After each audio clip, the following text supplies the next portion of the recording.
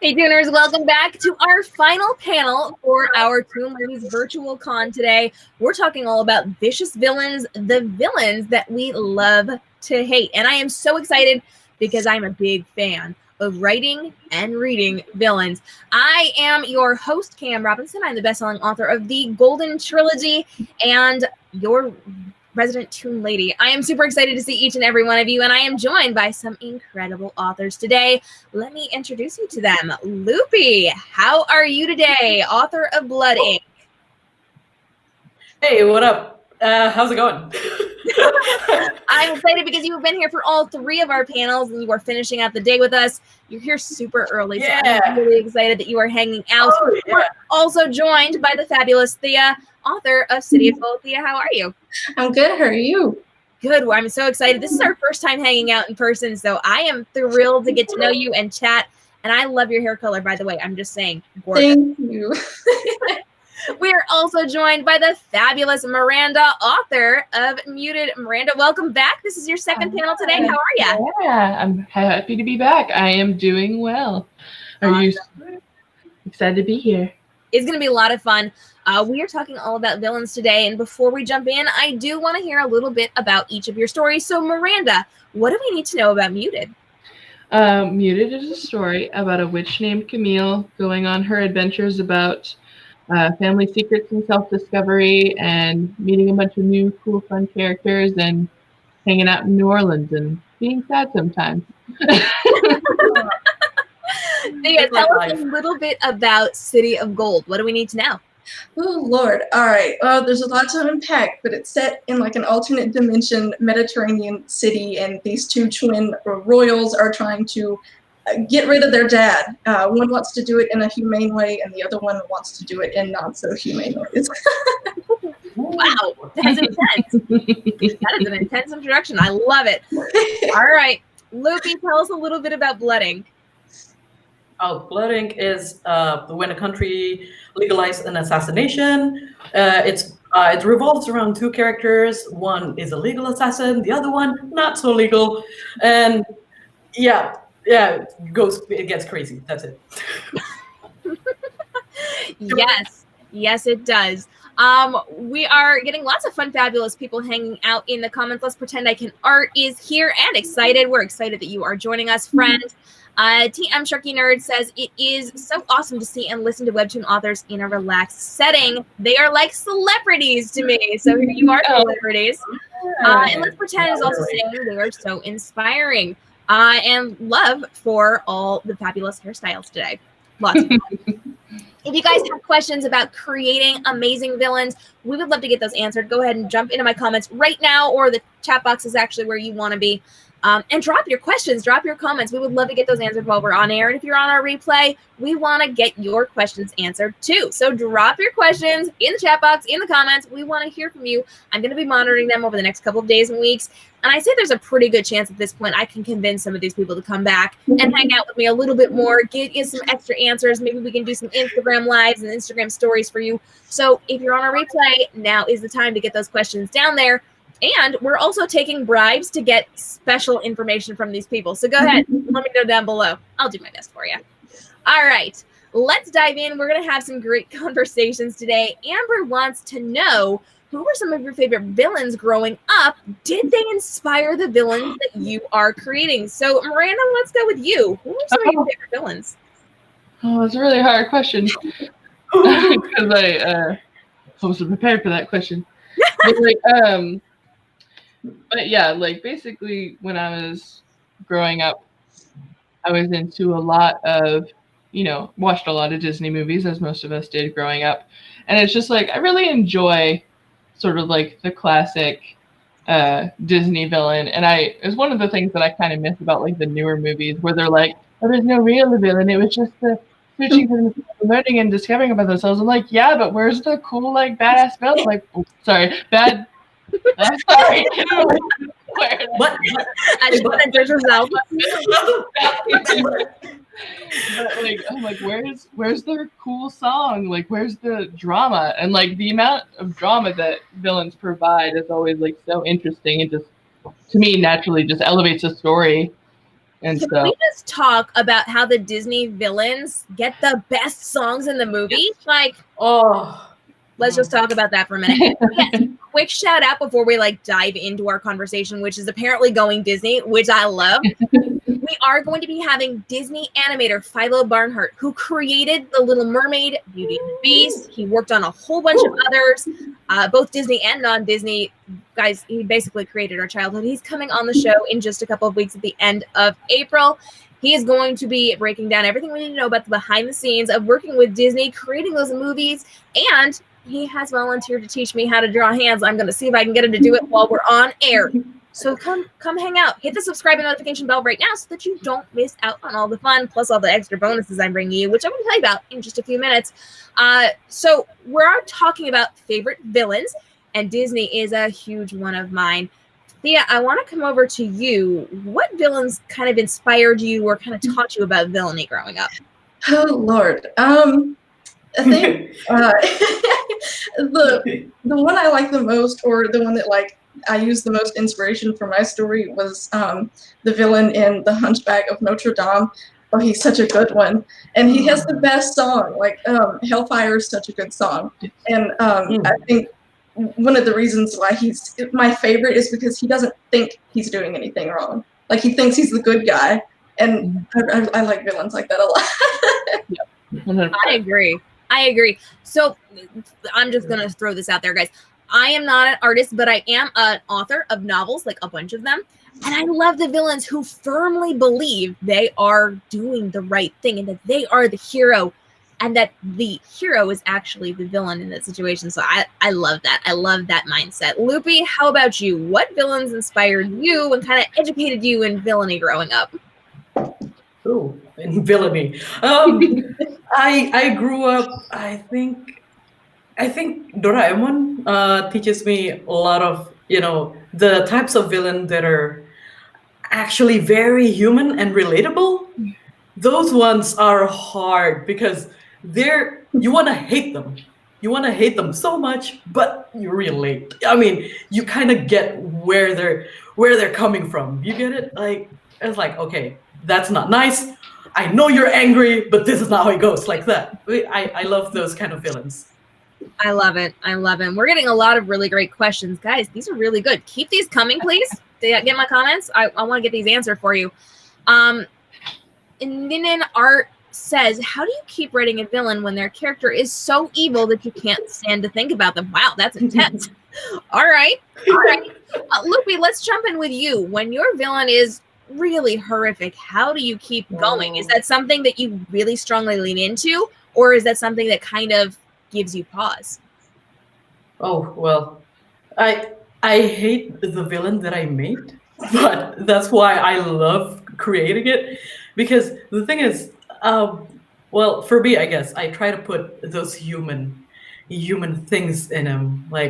He is selfish, but every human is selfish. I get it, but you get it. I mean, I can't stand him, but it's exciting the same work. I guess that's keeps me going. That's just keeps me going, just to see how he does his work. That's awesome. Thieyah, tell me a little bit about this for you. I like to think about their past, because I'm a firm believer that they don't always start bad. To keep me sane when writing those really big, butthole characters, I have to go back and think about them when they were sweet little angel babies, and that's how I keep writing them. No, I totally agree with that. It's interesting because villains all have an origin. They didn't all start out this way. So something had to happen to create the person that they are now and give them the motives that they have. And so I think it's really important to actually go back and explore what that looks like. Miranda, for you, how do you deal with characters that are so horrible, so evil, that maybe you don't want to touch them, or maybe you really do? What does that look like for you?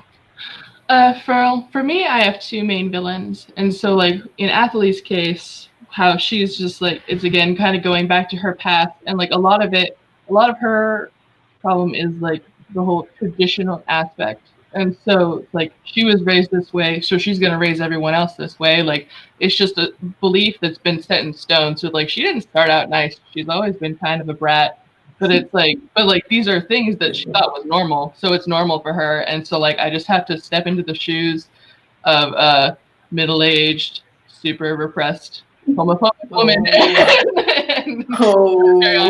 Whereas, like, and try to, like, be like, how do I, because I've seen people like that in real life, so I'm like, if I were you, I would never want to be, but if I was, but like, but then like with Diana, she's a little bit more, I guess, like on the funner Disney kind of side, where she's just like really mean, just like to be mean, and that's just kind of sexy. Villains are pretty sexy, so she gets the sexier side of villainy, whereas Natalie is the more like realistic, like, you're a terrible person, I would never want to see you in real life kind of villainy.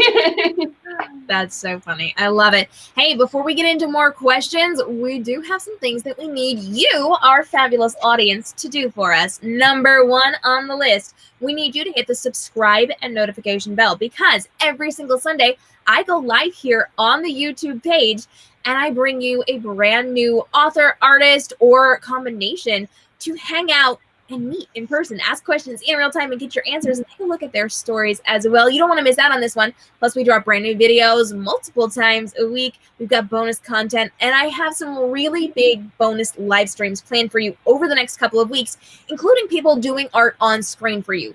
Y'all don't want to miss this. Hit the subscribe and notification bell right now.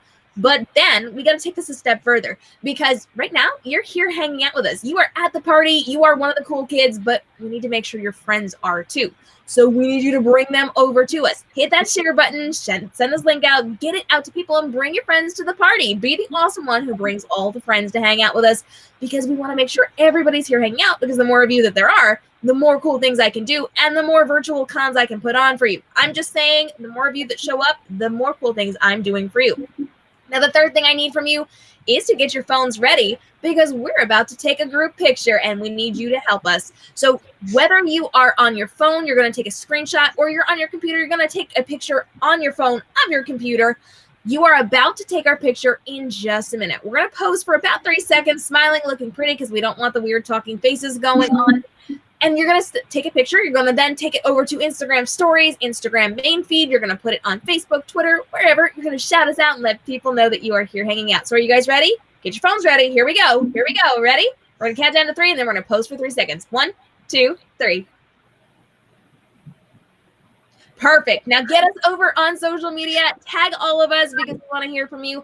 And we know some of you are hanging out in your cosplay right now, because virtual con, why not? We want to see your pictures too, so make sure you're tagging us in those as well, because we cannot wait to see what you are dressed like. And if you're here hanging out in your pajamas, that's cool too. We'll totally look at your jammies. That works. All right. Let's get back into this, because you guys are bringing it with the questions today. I am loving the conversation going on. TM Sharky Nerd wants to know, is it harder to come up with the backstory of your main character or the villain? So Thieyah, let's get with you first. Which one's harder, main character or your villain? That's a very hard question. Oh Lord. Villain? I had, because I have to give reason as to why they are so nasty. And you nasty. Not a reason to be a good character. You need a good reason to be a really bad one. Yep, that is so true. That's so true. I feel like you really have to back up your villain to make it plausible. So I feel like that has a lot more detail work. Miranda, what do you think? No, I agree with that, because it's just like with main characters, I feel like they tend to be born from the circumstances. You're like, this kind of person, like, what kind of character happened to this? Whereas like with a villain, you're like, this is like this. Oh, why? And you have to like work backwards. So I agree with that. Lippy, how about you? What do you think? Oh, the same. I really do think villains are complicated, because honestly, it's like when I see like one of the example that I like so much is Zuko from Avatar. Mm-hmm. He was like, oh, he's nasty, but once you know his backstory, it's like, son, I get it. That's hard. I mean, but yeah, That makes a lot of sense. And I feel like, again, it comes back to you have to give those reasons. Like Miranda said, your main character kind of comes out of those circumstances, but your villain is kind of the one that created them. And you got to have that logic behind it. It makes a lot of sense. And Vincent is with us, and he wants to know, what are your opinions on redemptions by the end of the story? So should we be redeeming our villains, or should they get what's coming to them? Loopy, let's go with you first. What do you think? Oh, villain redemptions. Right now, I really do think, well, personally, my own villain, I don't know how they can, redeem themselves, but I can see it happening, but I don't think it's gonna happen. But I do really like villain redemptions because, like what I said, like for example, like Zuko, you came to the story knowing that this is the most evil person. They want to harm everyone, and just like you don't know what's going on in their head. They're just being mean and it's just destroying everything. But it's really cool because when it's almost human when you see, it's like when you're meeting someone new and you see them and it's like, this guy's not that nice. But then you talk to them, you get to know them, and you realize that, yeah, they're human. This is why they're like this. And it's really cool. And especially when they do an act and redeem themselves, and then you became best friends or something. It's like that's how it is, like making a story too, I think. I agree. Thieyah, what do you think? I'm a firm believer that everybody deserves a second chance, but it depends. It depends on what they did. Yep. Like, yep. I don't know if this is like a spoiler or anything, but like, my villain's not getting a redemption arc, but I do like I'm sorry. You're done. Luffy was talking about Zuko, childhood crush, by the way. I thought he was dreamy. If they haven't had a second chance and they're working on bettering themselves, then yeah, get that redemption arc. But like, if they're being nasty and they know they're nasty, no, absolutely not. Not when you're too nasty. You're too nasty. It's too nasty. Miranda, how about you? What do you feel about these redemption arcs? I agree with that, with what Thieyah said, because it's like if a person has, like, regardless of their circumstances, like you can still choose to be a better person, but a person who actively is like, no, I'm going to keep doing these terrible, terrible things, versus, and it's like, so like if a character who is a villain who's like, I'm going to, like, I realize what I'm doing isn't really great, so I'm going to make steps to be better, then like Zuko, again, we'll keep going back to him, but it's like you realize he's like, what I've been thinking like isn't really right, and so like I gotta try to make this work. It's like, whereas like sometimes I feel like villains in media, they're kind of just like they've been just terrible the entire time, and then like in the golden hour they're like, well, I did one nice thing and now I can live in peace. It's like, no, you can't. You didn't do any of the work. You did one good thing. It doesn't tell me you're going to be good for the rest of your life, or doesn't make up for everything that you've done. Like, people aren't just going to forgive you all of a sudden for everything that's happened. And it's like, so it's a really case by case whether or not the character actually wants to change. I don't think a villain should just be redeemed for the sake of redeeming someone. I 100% agree with that. I am a big fan of making sure things are realistic and realistic endings. Actions have consequences.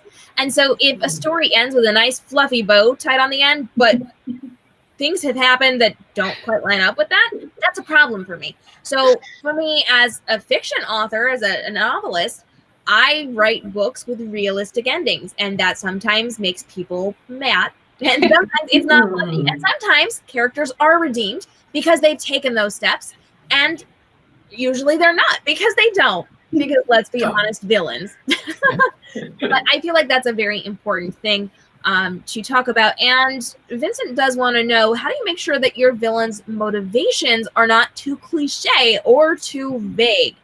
So, anybody want to jump in on this one before I just like assign it to somebody? Miranda, go. I think that there is, I think being more vague is the more dangerous one, because being sort of like ambiguously evil for like no reason, like not even like if they are evil because they enjoy it, then that's their own thing. But even if they don't seem to enjoy it, and it's like, what are you doing? But it's like well, there's no logic behind anything. They're just doing it. But like, I think, so you have to give them motivation at all. I think any motivation kind of decreases the vagueness automatically. But as far as being cliche, it's like everything has been done in some capacity or another. It's up to you to make it your own thing. And it's like, because Athalia is just like a trademark evil stepmother trope. Like, she's a walking evil stepmother trope, but it's like, but she's still mine, and I work with it in a way, even if it's a cliche trope to use, it's still, you know, what you do, how you work. Yeah, for sure. And I'm just going to throw this out there as an author, tropes sell, friends. So maybe you don't like a trope, but other people love it. Yeah. So sometimes I feel like cliche can be considered like a trope, but tropes can be cliche, but that might just be for you specifically and not for the rest of your readers or the readers that are taking a look at it. So I think cliche is kind of on a case-by-case basis. Yeah. Just throwing that out there. Thieyah, what do you think Well, about this? I'm trying to like think of the right wording. Ooh, Lord. Okay. It depends. I like a good cliche.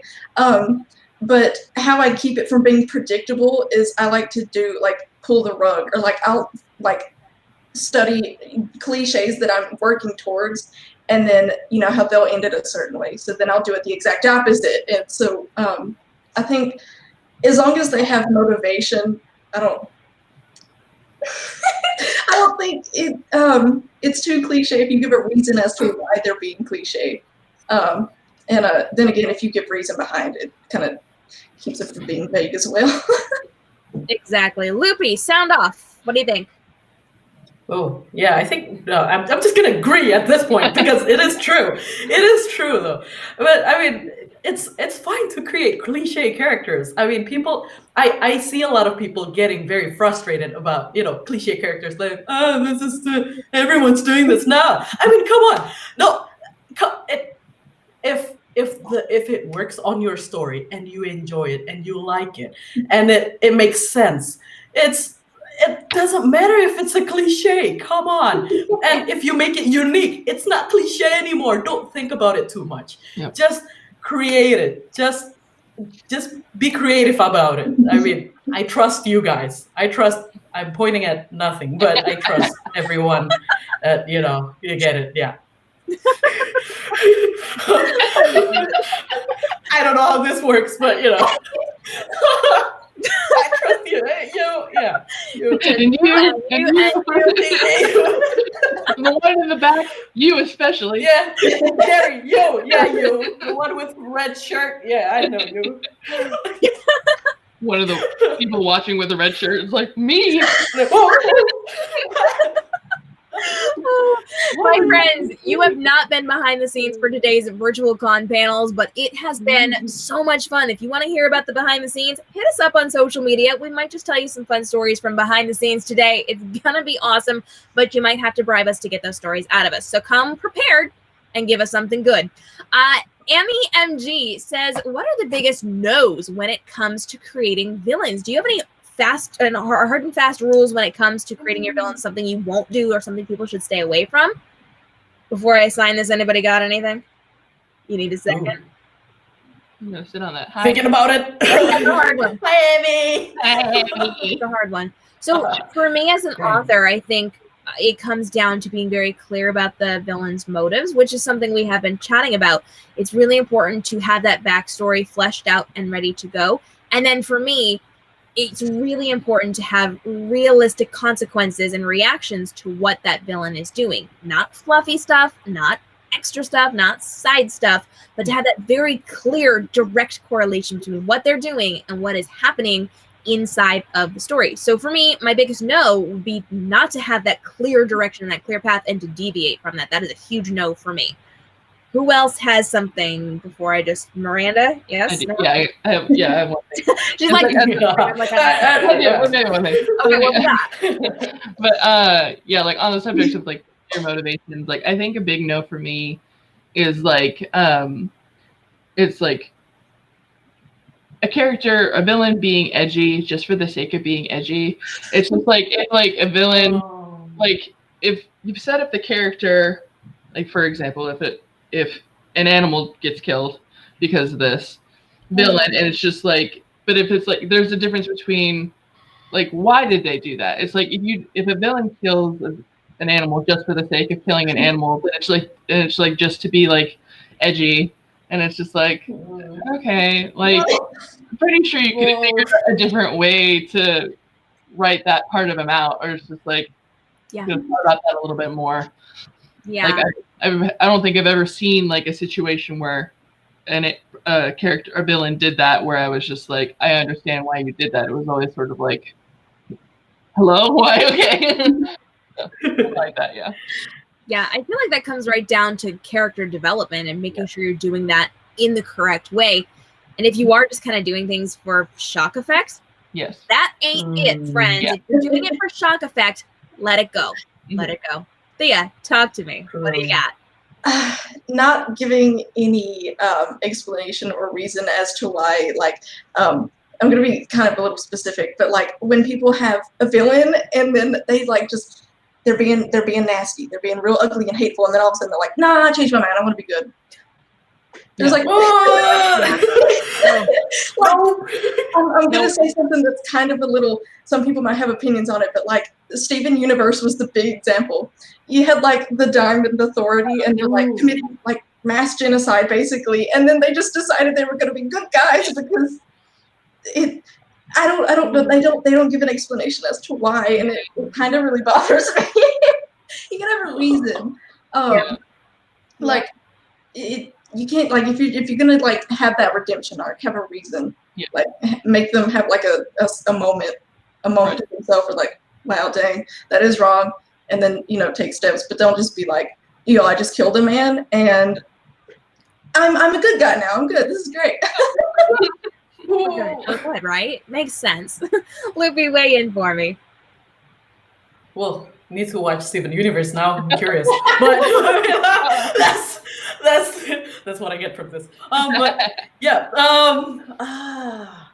a big no for villain. I agree to all of those, and the thing is, I think for me, villain, you can create like the most badass villain, the most ruthless. Like it's a demon. It's not human. It will never be nice ever. But demons will have backstories too. Come on. I mean, we all grew up with demons, but we know that demons has their own backstory and stuff. So everything has an explanation, and I really do think, and I think the big no is the redemption. Like going back to that one, you can't redeem a villain just because like. Oh, I want them to be nice. No, they're nice. Here, be friends. No, you can't. Come on. I'm like, you killed my babies. What are you doing? Like, you can't do this. That's a big no to me. Reactions. Neo Shadow is here hanging out with us and says, I hate when villains want to take over the world, but then have no plans to do anything once they have control. Hey, we feel you. I feel like that's something. What was that? That's why Megamind is so good, because it's always important to have a plan for after. That's an important thing, I think. Goodbye.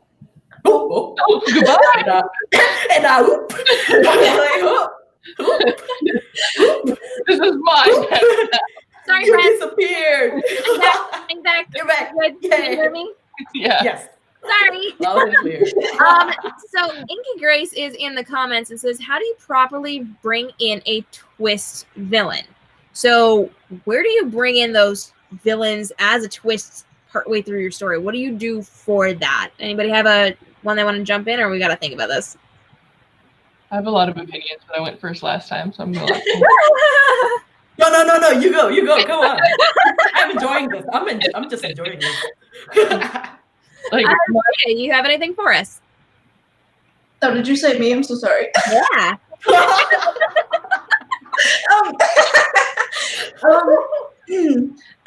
Are you asking?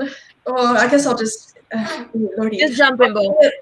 How like I would bring in a twist villain because I am bringing in one. Ooh. There's a lot of twist villains. There's a lot. I like it. I make people think that they're the good guy. And I don't give any clues or insights. And if I give it a clue or insight that they might have some ulterior motives, it's gonna be very tiny, and have a reason as to why they're playing the good guy at first. How to have a reason, but like bring them in strong, make everybody love them, and so then when you pull the rug, they're like, bruh, like what is this? I don't like that. That's how I do it anyway. And we all look at Frozen and Hans in Frozen as we all loved him, and then all of a sudden, perfect ripped out from under us. That was like the best example. Just saying. That's why. Yes. Lupi, let's go over to you. What do you do when it comes to twist bringing in those villains? Really, I would show their human side, I guess. I mean, it wouldn't be anything big, but imagine like you're a villain, you're being mean to everyone, maybe you're a dictator, just, I banish everyone, it's just being mean. And you come home and, see your kids, play with your cat, and like make dinner for your family, just see those spot sides. So sometimes there are villains who are like, they're professionally evil, but they're not, they're human, See their soft side of it. Yes, always good. Miranda, you have opinions. I have opinions. And I am in the minority here. Yeah. I do not like Hans's thing at all. But for me, twist villains are very, very tricky, and I have a very hard time thinking of, like, I know that they can be done well, but I'm having a hard time thinking of one that I've seen recently that I actually liked. So like I can't even think of one off the top of my head, but I guess it's like, for me, I guess it depends on if there is any like just like little clues, like little subtle hints where if you like looked at them and you'd be like, oh, and you read it in a different light, like you go back a second time around, oh, yeah, BioShock. I'm not gonna spoil anything, but that's a good example of a twist. Oh, but BioShock.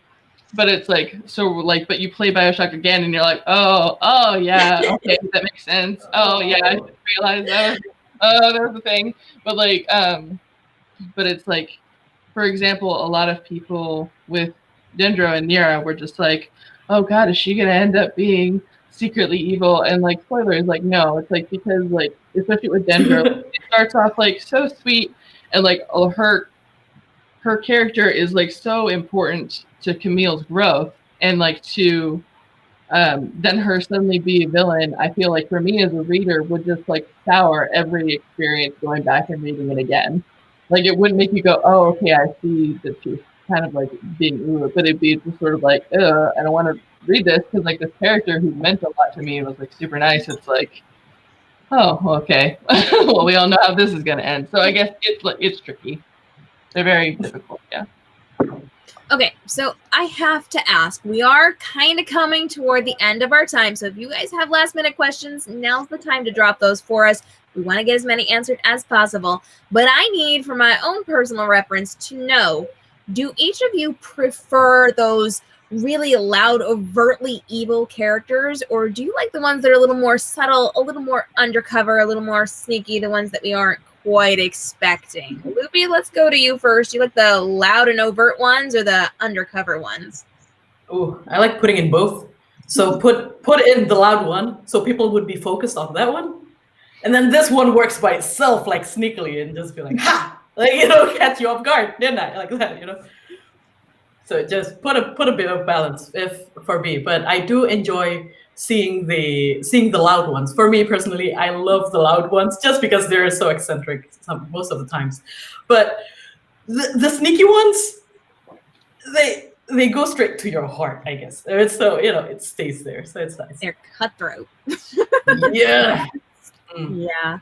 Miranda, how do you feel about this? Yeah, I do really like both of them. I love all good kinds of good villains running around and doing stuff. I think I do have a particular fondness for the ones who are just like a little bit sassier and like mischievous, and you're like, oh, what are you doing over there? And they're just like evil, and I'm like, okay, you keep doing it. So I like both of them, but I do have a fondness for the ones who are just kind of being sneaky. I love it. Yeah, how about you? I love a good flamboyant, sassy boy. You know, all the evil feathers that'll break out into a song and jazz for no reason. I love those. Those are my favorite. I love it. Okay, before I ask anything else, I have to ask this, and we touched on this a little bit before, but we didn't carry through with it. So let's do this. Favorite Disney villain? We're talking about the classic animated movies, okay? Think about it for just a second. And we want to hear from you guys in the audience too. Let us know who your all-time favorite is. I'm going to jump in with mine first, and then I'm going to ask our guests, but we want to hear from you guys in the comments too. Hit us up. My all-time favorite Disney villain is 100% hands down Ursula. I love her sass. I love her personality. I love that she leads with her personality. And I just love everything about her. She's amazing. Also, so great. If you guys want to learn more about Ursula, hang out for the Philo Barnhart Disney Animator episode at the end of April, because he has quite a few things to say, including some interesting thoughts about her coloring and how it morphed over time. Did you guys know it changed? It is different now than it originally was. I got it behind the scenes, and we're going to talk all about it in April. All right. I'm going to ask Loopy next. Loopy, all-time favorite Disney villain.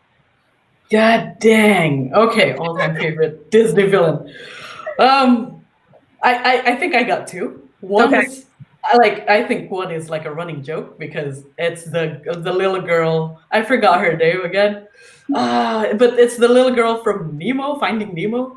Darla. The one that shakes. Darla! The one that shakes the bag of fish. And like, ooh. It's like, ooh. Because the thing is, you see that, it's like, no, you relate to it so much. You see this little nasty little girls, just children, just being nasty sometimes, being mean.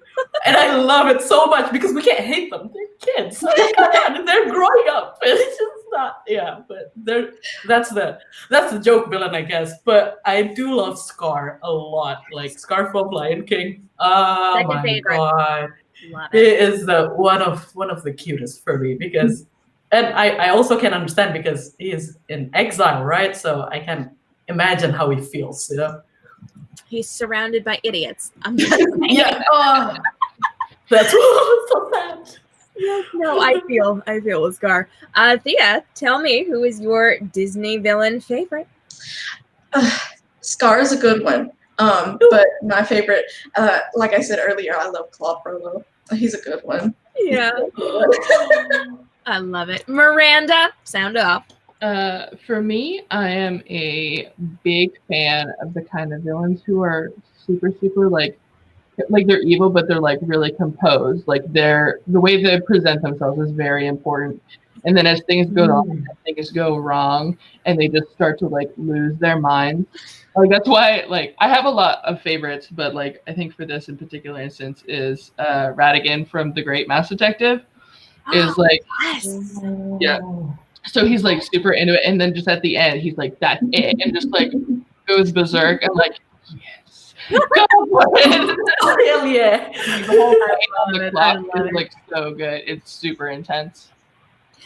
Amy MG says Dr. Thieyah. Amber says Scar or Frollo. Hopeful Dream says Hades. Let's pretend I can art. He's definitely here with me on Ursula. Vincent is definitely Team Scar for this one. Neo Shadow, Ursula, or Hades. TM Sharky Nerd, Hades or Gothel from Tangled. I love her with a passion. I love her and I love her songs. Yes. Amber's coming in strong with the bear from Toy Story 3. Ooh, yes. That pink bear. Yeah, it's good. Man, that is something. Okay, we've got a couple more questions. Let me read these real quick because we are coming up to the end of our time. Ooh, lots of great suggestions in here, guys. Lots of great suggestions. Do you have any villains that you've seen that you felt weren't evil enough to be considered a villain? Let's just kind of keep that blanket. Let's not call them out, but like, have you seen villains, and what would you like to do to fix them to make them a little more villainous? Miranda? Can I say Hans? Okay.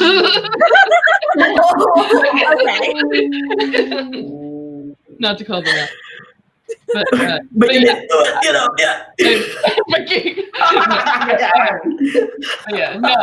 I could see that. But it's like it just comes like a lot of these questions I feel are all connected, and I feel like that one comes down to like just being vague and like the lack of motivation, and it's like, well, what are you doing? Like, are you what is this? That kind of thing. So that's my answer. Thieyah, what about you? Are we talking movies or are we talking about fellow webcomics? Webcomics, movies, whatever. I really like the Poseidon from Siren's Lament. Like, I feel like she has a good motive, and I don't really consider her a bad guy. I'm not gonna say why, because that might be a spoiler for somebody that hasn't caught up with it. But her motive for doing what she's doing is completely valid. That's tough, yeah. I sympathize with her, so I don't really consider her to be a villain. She has she's justified for me anyway. She's justified. That makes a lot of sense. Loopy, weigh in. Oh my god. Well, I haven't thought of anyone, but hold up. I'm just sitting here enjoying you guys talk. I mean, sorry. Hey, but, that's okay. Well, I do agree with Hans, though. I mean, vague characters with weird, vague motivations. Like, I want to be evil. Why? It's cool. You know what? No, it's not. You don't. Come on. I was like, but half-assed villains are weird, though. Yeah. Yeah. Half-butt villains. I know what you're gonna say. I'm like, you got one on the swear. I said but my comment jumped on me, but I had a good question. Where did that go? Oh, there it is. Okay, TM Sharky Nerd wants to know, would you ever have Kenny or someone make intense villain music for your Webtoon comic? Yes or no? Just let's all just be like, yes. Yes. Also, if anybody has any connections to Kenny, I know everyone would like to hang out with him, but also I'd like to get Kenny on the show. So just please, let's make this happen. Sign the petition, get on Twitter, and somebody start tweeting that we want to see Kenny. Get Kenny on the show in May. Just saying. Gosh. Oh, okay. Last question for today. Vincent wants to know, how do you make a villain that inspires fear in the readers? Anybody have a good answer? You need a second. Go, girl, go. Get topics that hit close to home. Like, most of the time, most people have faced similar experiences in life with, anxiety and, fear and depression and stuff like that. I feel like at some point, at least everyone has felt some kind of way about that. And I think villains that kind of tug at those personal things, it can kind of, get a personal jab into those readers, and it, can incite fear a little better. Yes. Who else wants to follow that up? I don't know. Pretty much that. I agree. I just agree, man. I think that's the perfect way to leave it. Yeah. Like, there you go. You got your answer. That was perfect. All right, friends. We have talked all about amazing villains today. We've got some great villains inside of these amazing web comics. You guys got to make sure that you are checking them out. And I am so thrilled that each and every one of you joined us for our Toon Ladies Virtual Con, the very first one. We are planning another con. It's going to be bigger. It's going to be better. It's going to be a full day of panels and interviews and bonus content. And I can't wait to tell you all about it. It is coming in a couple of months. So you need to hit the subscribe and notification bell right now. You've got to make sure that you are a part of the Toon Ladies platform.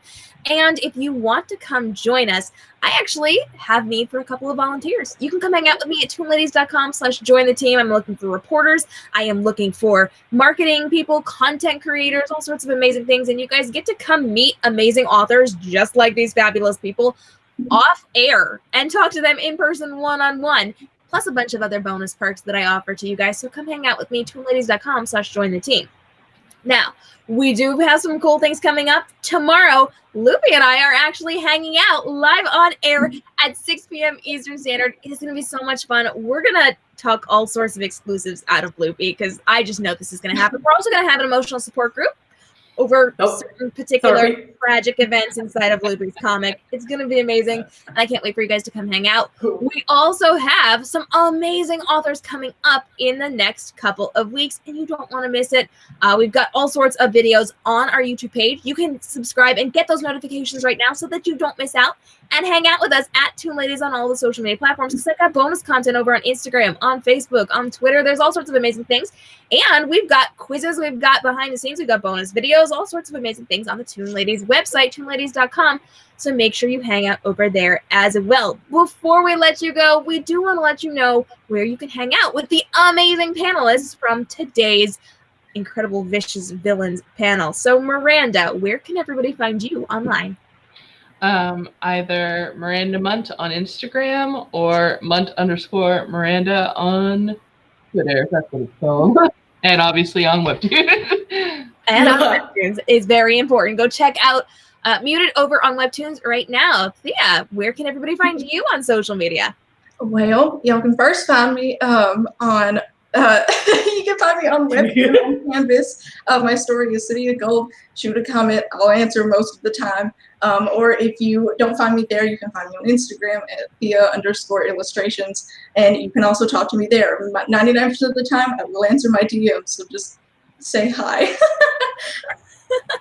And while you guys are leaving love in the comments, please make sure you're thanking all of our panelists today. We want to shout them out in the comments down below. Loopy, where can everybody find you online? I mostly hang out on Instagram, so it's Lupicut, Lupicut, and also on Blood Ink, on Webtoon. That's it. Those two places. Hit me up.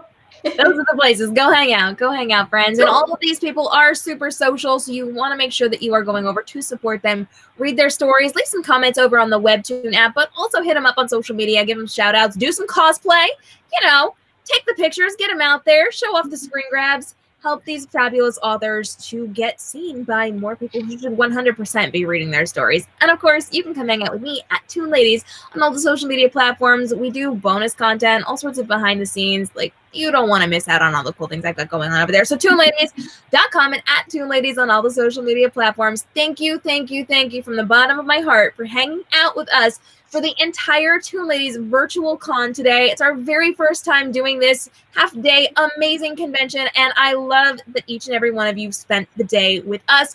If you have authors and artists you would like to see on the show, get in my comments right now. Let me know who they are, what story they write, and why you want to see them on the show. I am doing my absolute best to get as many of these amazing people on the show as possible, and for bonus episodes as well. So give out your shout-outs to your favorite people right now. And if you want to join the Toon Ladies Discord, this is happening. This is going to be happening in the next couple of days. Make sure you stay tuned. We talked about that on one of our panels today. I don't even remember which one it is, but it is happening at this point. So stay tuned. We're going to do some bonus stuff, and you guys get to help me pick some really cool stuff for the show. So stay tuned. Hit me up on social. I will be telling you all the good things over there. Thank you guys for all the love in the comments. Yes, everybody, please stay safe as we are doing all of the lockdown quarantine things. We cannot wait to keep talking to you and interacting from our safe spaces and our social distancing spaces. Thank you guys so much for joining us. Make sure you shout out your love for the Toon Ladies Virtual Con over on social media. We want to hear from you guys. Until the next time, we hope you guys have a fantastic day and stay inspired. Bye-bye.